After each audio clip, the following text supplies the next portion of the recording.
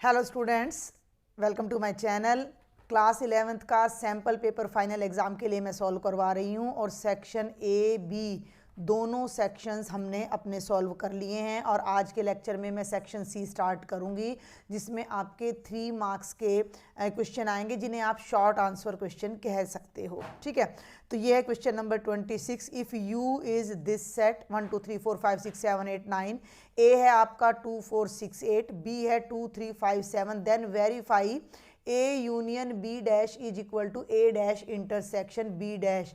इसे हम D Morgan's law के नाम से भी जानते हैं। तो ये हमने वेरीफाई करना है। तो हम यहाँ पर अपने तीनों सेट्स राइट कर लेते हैं। U हमारा हो जाता है 1 2 3 4 5 6 7 8 9।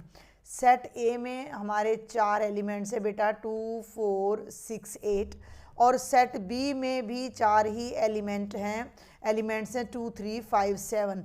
अब जो हमने वेरीफाई करना है वो रिज़ल्ट मेरा ब्लॉक में है, तो पहले हम ए यूनियन बी लेते हैं। तो सबसे पहले मैं ए यूनियन बी को सॉल्व करती हूँ।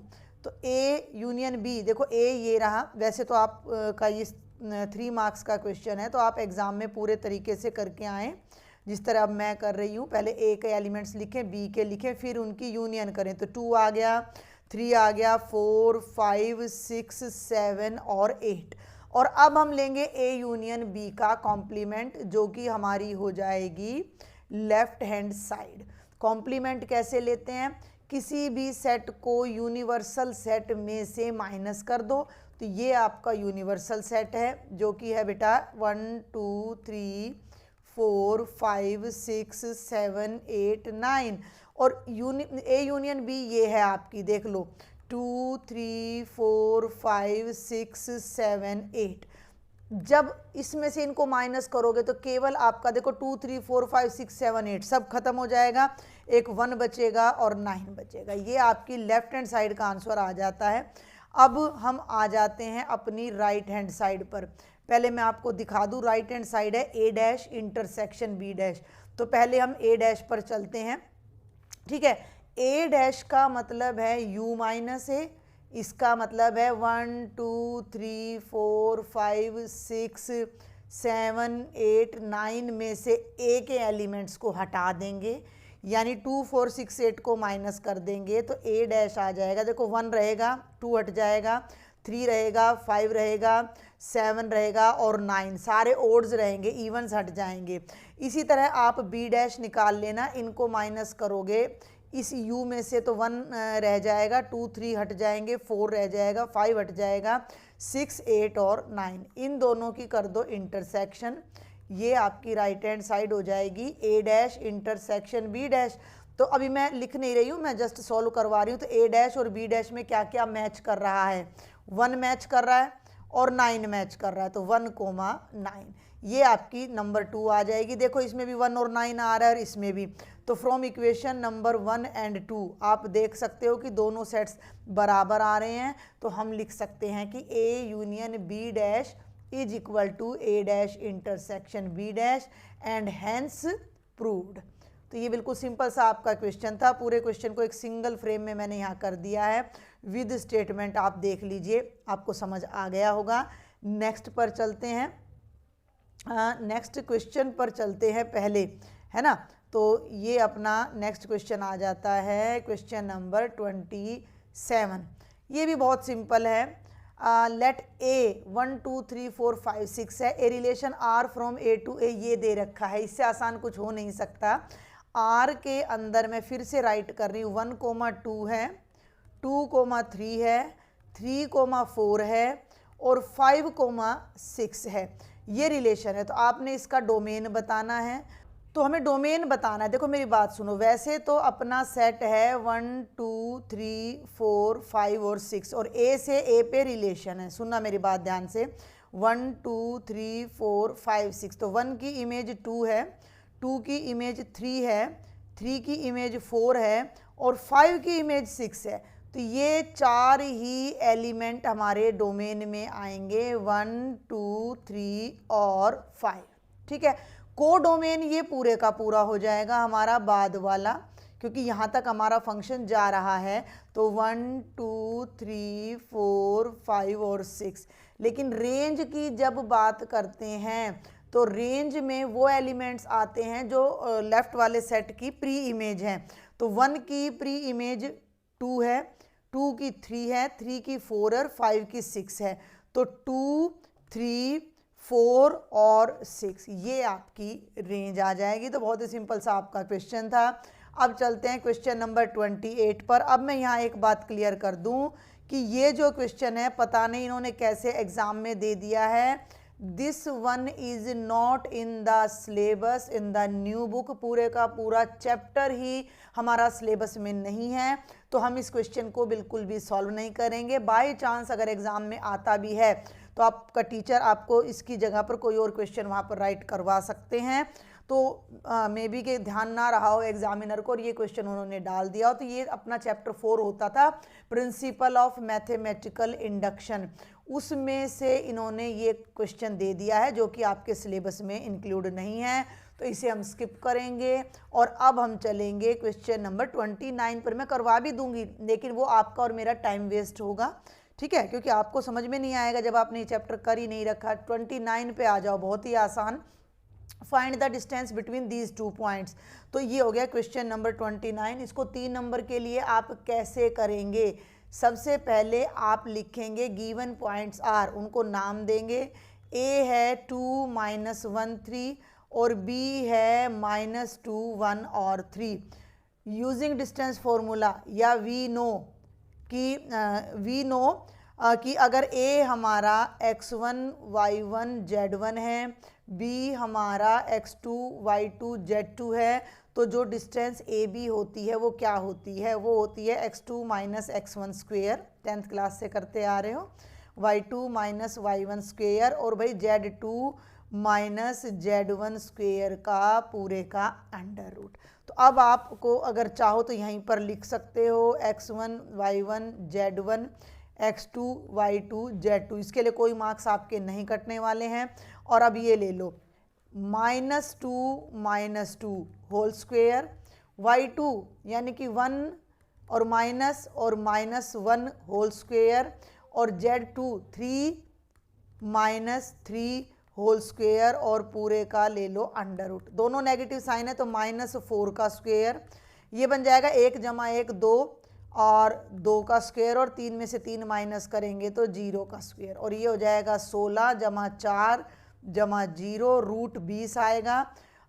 20 होता है 4 5 20, ठीक है, इधर राइट साइड में ही करवा देती हूँ मैं, बल्कि 4 5 × 20 यानी कि 2√5 आपकी डिस्टेंस आ जाएगी बिटवीन 2 गिवन पॉइंट्स, ठीक है। तो ये भी आपका बहुत ही आसान सा क्वेश्चन था। अब अगले पर चलते हैं, इसको इरेज कर देते हैं। क्वेश्चन नंबर 30 पे आ जाओ।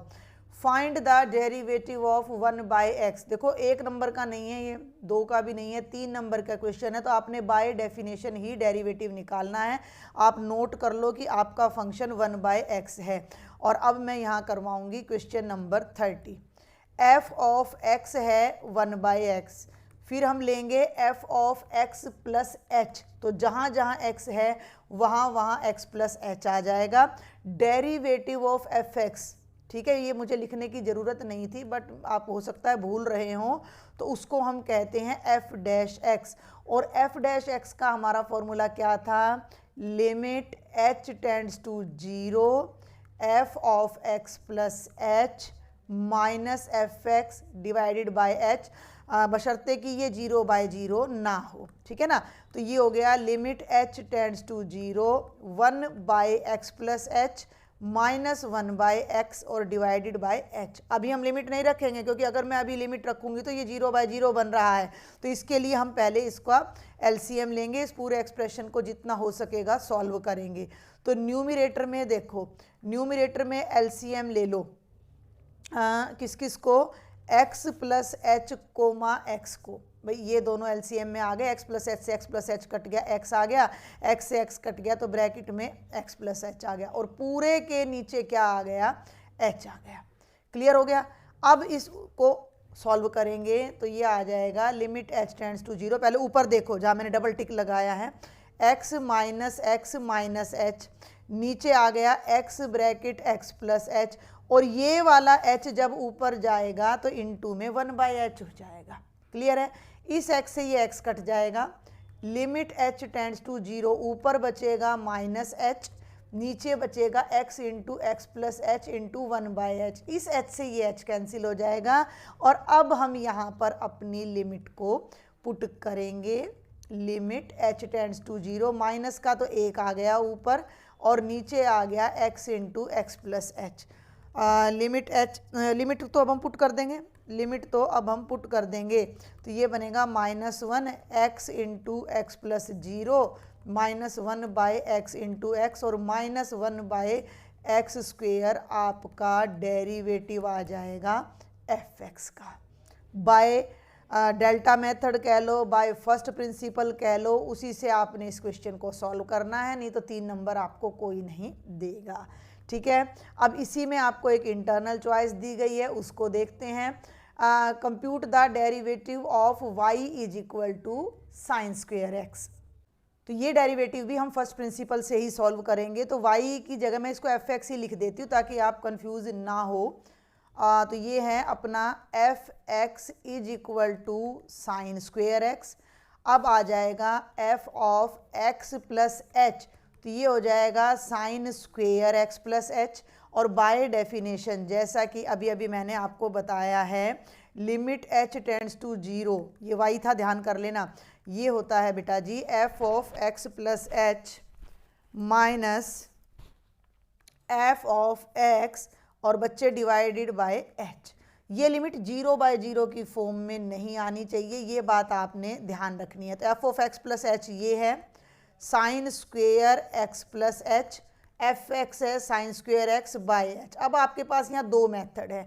एक मेथड है a square minus b square लगाओ, a minus b a plus b, फिर आप यहाँ करोगे साइन, मैं दोनों एस्पेक्ट आपको बता रही हूँ, sine x plus h minus sine x. अब यहाँ sine c minus sine d लगाओगे, फिर sine c plus sine d लगाओगे, और फिर सॉल्व करोगे। और नहीं तो आपके पास डायरेक्ट एक फॉर्मूला है, आपके एनसीईआरटी में ही है, एक्सरसाइज में इसका एग्जाम्पल भी है। और वो फॉर्मूला क्या है कि sine square a minus sine square b is equal to sine a minus b, और थोड़ा सा इधर कर लेते हैं, multiplied by sine of a plus b. ठीक है, ये अपना डायरेक्ट रिजल्ट है। आप इसकी थर्ड एक्सरसाइज में, जहाँ पर आपके सारे आइडेंटिटी बेस्ड क्वेश्चन है, वहाँ पर भी इस फॉर्मूला को देख सकते हो। तो इस तरीके से करोगे तो ज़्यादा आसान रहेगा। अगर इसको sign a minus b a plus B में तोड़ोगे, फिर sine c minus sine D का फॉर्मूला लगाओगे, तो थोड़ा लंबा हो जाएगा। मार्क्स 3 ही मिलने हैं दोनों मेथड में आपको। तो ये बन जाएगा साइन ए माइनस बी का मतलब है x plus h minus H multiplied by, भाई ये तो ए हो गया, भाई ये तो आपका ए हो गया, ये आपका बी हो गया, समझ में आ रही है ना बात। और ये हो गया साइन ए प्लस बी, यानी कि x plus H plus x, और डिवाइडेड बाय एच आ जाएगा।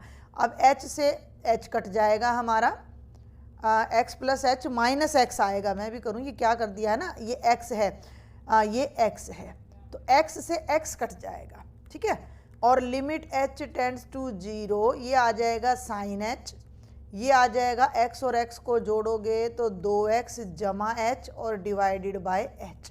अब इस लिमिट को आपने डबल तरीके से सॉल्व करना है। यहाँ लिमिट को अलग लेना है और यहाँ अलग, हम लिमिट को सेपरेट कर सकते हैं। हमारे पास लिमिट का formula limit x tends to a f x into g x हो, तो ये सेपरेट हो जाती है। Limit x tends to a f x पे भी चली जाती है, और limit x tends to a g x पर भी चली जाती है। ठीक है, समझ में आ गई बात, आ गई ना बात समझ में। तो इस तरह हम लिमिट को जितनी भी टर्म्स हैं उन पर सब पर अलग अलग सेपरेट कर सकते हैं। तो ये हो गया limit h tends to 0 sine h by h, और यही लिमिट यहाँ भी लग जाएगी, limit h tends to 0 sine of 2x plus H. ये पूरी लिमिट 1 होती है। ऐसा ही अभी 1 मार्क में भी हमारा आया था टेंजेंट x बाई एक्स का लास्ट लेक्चर में, तो ये तो 1 हो गया। और यहाँ लिमिट पुट करोगे तो ये बनेगा sign 2x plus 0, 1 into sine 2x, तो साइन 2x आपका डेरिवेटिव हो जाएगा, और ये फाइनल आंसर आ जाएगा। साइन 2x का फॉर्मूला होता है 2 साइन x कॉस x। जब यही क्वेश्चन आपके 12th क्लास में आएंगे, और 12th क्या करें, आप डायरेक्ट भी कर सकते हो, देखो साइन एक्स की पावर 2 लगा दो और जब इसको डिफरेंशिएट करोगे तो पावर आगे आ जाएगी, साइन एक्स की पावर 1 कम हो जाएगी और चेन रूल से हम इसको फिर करेंगे तो साइन एक्स आ जाएगा। तो ये बनेगा 2 into sine x into cos x और दोनों आंसर सेम आएंगे। लेकिन इसके लिए आपको 3 मार्क्स नहीं मिलेंगे, आपने फर्स्ट प्रिंसिपल से ही इन क्वेश्चन को सॉल्व करना है, डिफरेंशिएशन के क्वेश्चन को। ये पूरा क्वेश्चन मैंने सॉल्व करवा दिया है और अब जल्दी से इसी सेक्शन का हम अपना लास्ट क्वेश्चन देखेंगे। 3 प्रोबेबिलिटी से है 31st question. 3 coins are tossed once, 3 सिक्के उछाले गए हैं। Find the probability of getting 3 heads, no heads and no tail. कितना आसान है। 31st क्वेश्चन है व्हेन 3 कॉइन्स, मैं पूरी कोशिश कर रही हूँ कि प्रॉपर तरीके से बताऊं, आर टॉस्ड, तो let S be the sample space, let S be the sample space. Sample space की एक्सरसाइज इस बार आपके सिलेबस में है नहीं, तो थोड़ा सा इसको अपना स्लाइड कर लेते हैं। जो प्रोबेबिलिटी है वो मैंने रेंज में रख दी है। तो सैंपल स्पेस क्या बनेगा 3 कॉइन का। देखो मैं कैसे कराती हूँ अपने बच्चों को, 2 कॉइन का कर लो, हम भी इसी तरह करते हैं, H H H T T H T T, ये 2 कॉइन का सैंपल स्पेस होता है। 3 कॉइन्स का सैंपल स्पेस निकालने के लिए इन चारों के पीछे एक बार एच लगा दो और इन चारों के पीछे एक बार टी, कोई भी गलती नहीं होगी। H H H H T H T H H T T H, इन सब के पीछे एक बार टी लगा दो, H H T H T T T H T और ट्रिपल टी, ये आ गया आपका। अब ये कहता है कि 3 हेड्स की प्रोबेबिलिटी बताओ। तो हम पहले तो ना बल्कि इसका नंबर ऑफ एलिमेंट्स लिख दो। सैंपल स्पेस में कितने एलिमेंट्स है, 8 हैं। अब मान लो let even be the event, 3 number का है, थोड़ा अच्छे से करके आना, ऑफ गेटिंग 3 हेड्स, है ना। तो 3 हेड के लिए एक ही फेवरेबल आउटकम है, तो E1 में एक ही एलिमेंट आएगा एच एच एच, और नंबर ऑफ E1, है ना, नंबर ऑफ E1 यानी E1 में कितने एलिमेंट्स हो गए, n ऑफ E1 का मतलब समझ रहे हो ना, सेट आ रहा है 1 है, तो प्रोबेबिलिटी ऑफ E1 का फॉर्मूला क्या हो जाएगा, n of E1 by n of s, यानी कि 1/8। ये पहली प्रोबेबिलिटी है। दूसरी ओर देख लो एक बार, no heads and no tail, no heads and no tail, तो हम दूसरा इवेंट E2 ले लेते हैं। Let E2 be the event of getting no head, तो E2 में क्या आएगा, एक भी हेड ना हो, सब में हेड है, केवल इसमें हेड नहीं है, तो E2 में भी एक ही एलिमेंट आएगा और नंबर ऑफ E2 कितना हो जाएगा, 1 हो जाएगा। तो जब हम प्रोबेबिलिटी ऑफ E2 निकालेंगे तो number of E2 by number of S, यानी ये भी 1/8 आएगा और तीसरे की प्रोबेबिलिटी भी 1/8 आएगी। तीसरा क्या है, नो टेल, कोई भी टेल नहीं है, तो यहाँ उसको आप E3 नाम देंगे, यानी कि नो टेल, कोई टेल नहीं है, तो केवल एक ही इवेंट है एच एच एच, और इसकी प्रोबेबिलिटी भी कितनी हो जाएगी, 1/8। तो बेटा ये था कंप्लीट सेक्शन सी। तो बेटा इस छोटे से लेक्चर को यहीं कंक्लूड करेंगे, सेक्शन डी और ई को नेक्स्ट लेक्चर में देखते हैं। तब तक आप ज़्यादा से ज़्यादा बच्चों तक शेयर करें, व्यूज़ लेकर आएँ, आप देखें, तभी मुझे इंस्पिरेशन मिलेगा कि भाई मैं आगे के लिए भी लेक्चर तैयार करूँ। Like and subscribe also. Thank you बेटा।